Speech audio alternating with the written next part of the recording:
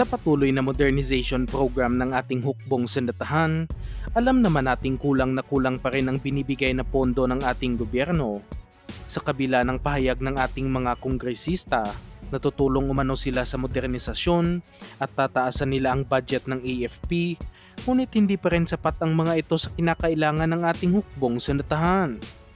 Nitong nakaraang taon lamang, umabot na sa 300 billion pesos na halaga ang hindi pa napupunduhang mga proyekto sa ilalim ng Horizon 2 ng AFP Modernization Program, lalong-lalo na ang budget para sana sa multi-role fighters na isa sa pinakamalaking proyekto sa programa. Ang pagbili sa mga air defense system ng Philippine Navy na gagamitin sana sa pagdepensa ng ating mga BrahMos supersonic missile at ang pagbili sa karagdagang mga missile-guided frigates upang mas mabantayan pa ang ating territorial waters. Ngunit hindi matuloy-tuloy ang mga proyektong ito dahil sa walang-wala talagang pambayad ang Pilipinas para dito at marami pang binabayaran ng bansa katulad na lang ng mga HDC 3200 Corvette mula sa South Korea at ang nasa 32 Black Hawk Combat Utility Helicopters, kaya wala tayo masyadong nababalitaan na bagong binili ng Pilipinas. At sa bagong balita na ating nakalap, mukhang ginawa na ng paraan ng Estados Unidos ang problema na ito sa pondo para sa ating modernization program matapos tuluyan na ngang aprubahan ng US Congress ang nasa $8.1 billion na emergency aid package para sa mga kaalyadong bansa ng Amerika sa Indo-Pacific region at kabilang sa makakakuha nito ay ang bansang Pilipinas. At sa $8.1 billion na ito, nasa $500 million o katumbas ng nasa lagpas 28 billion pesos ang hilalaan para sa Pilipinas upang mapondohan ang ating AFP Modernization Program at matuloy na ang mga proyekto ng ating hukbong sandatahan. Malaki naman ang pasasalamat ng Philippine government sa tulong na ibinigay ng Estados Unidos para sa ating bansa, ngunit sa aking opinyon lamang ay dapat ding magsumikap ang ating gobyerno na maghanap ng pondo para sa ating mga kasundaluhan at huwag masyadong umasa sa bigay na military aid ng Amerika. Ating tatandaan na hindi pagpapautang ang tulong na ito at mismong bigay talaga ng US government. Maliban sa nasa $500 million na military assistance, nandiyan pa rin ang nasa $100 million o nasa 5.7 billion pesos na tulong ng Amerika upang makabili ang ating bansa ng mga CH-47 Chinook heavy lift helicopters matapos hindi na binalik ng bansang Russia ang ating down payment ng nasa 1.9 billion pesos para sana sa Mi-17 medium lift helicopters matapos ikansila ng Pilipinas ang order para sa Russian helicopters. Magandang desisyon na kanilang kinansila ang pagbili sa Mi-17 dahil pahirapan ang pagkuha sa spare parts at maintenance support para sa Russian-made aircraft matapos bagsakan ito ng sanksyon ng Estados Unidos dahil sa paglusob sa Ukraine ng Russian forces.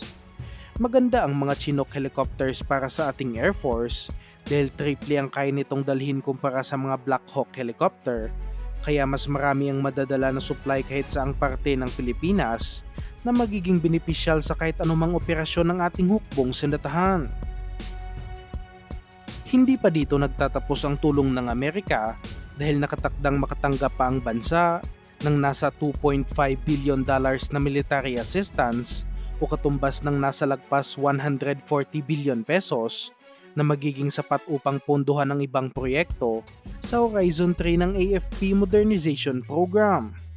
Napakalaki ng 140 billion pesos, ngunit pwede lang ito gamitin sa pagbili ng mga US-made defense equipments, kaya kapag bibili ang bansa ng fighter jets, ay gagamitin ito sa pagbili ng mga F-16 Vipers na kasalukuyang ino-offer ng Lockheed Martin.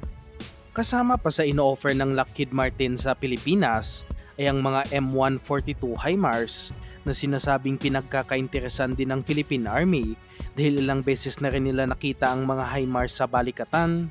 at bilib umano ang mga opisyales sa kakayahan nito, ngunit hindi lang matuloy dahil sa kawalan ng pondo. Pwede nang gamitin ang HIMARS bilang panlaban sa mga warships sa ngayon dahil in-upgrade na ng Lockheed Martin ang sistema nito, pati na rin ang mga missiles na karga ng launcher upang tamaan ang mga gumagalaw na target. Ang isa pang inoffer naman ng Raytheon sa ating bansa na isa ding US Defense Company ay ang mga National Advanced Surface-to-Air Missile System o NASAMS na para naman sa ating Philippine Navy. Dapat talagang unahin din ito ng ating bansa dahil plano itong gamitin ng ating Navy upang protektahan ang kanilang mga importanteng assets, lalong-lalo na ang mga BrahMos missile na kakarating lang sa bansa laban sa mga aerial targets. Kapag nagkaroon ng pag-atake sa Pilipinas, ang mga BrahMos missile ang pangunahing magiging target ng kalaban, kaya dapat mayroon itong mga air defense system na magpoprotekta sa naturang defense asset. Mayroon din naman tayong mga Spider air defense system, ngunit ang mga ito ay sa Philippine Air Force at kanila itong ginagamit sa pagprotekta ng kanilang mga assets, katulad na lang ng mga fighter jets at attack helicopters. Napakaganda ng NASAMS para sa Philippine Navy dahil nakapagtala ito ng 100% hit rate sa Ukraine na kung saan tinamaan nito lahat ng target at pahirapan na rin ang produksyon ng naturang air defense system dahil na rin sa napakaraming bansang nag-order nito. Kayang-kaya na ang lahat ng ito bilhin ng Pilipinas sa tulong na rin ng Amerika dahil kada taon ay naglalaan din ng lagpas 50 billion pesos ang ating gobyerno para sa modernization program at kapag isasama pa ang budget na ibibigay ng US government, ay kaya nang ituloy ang maraming proyekto ng ating hukbong sandatahan. Umaasa din tayo na makakakuha ang bansa ng mga second-hand na defense equipment sa Estados Unidos, katulad na lang ng kanilang mga F-16 at mga karagdagang mga armored vehicles, gaya ng mga Stryker armored fighting vehicle dahil nakatakda na ring iretiro ang mga ito dahil papalitan na ito ng bagong M10 Booker armored fighting vehicle.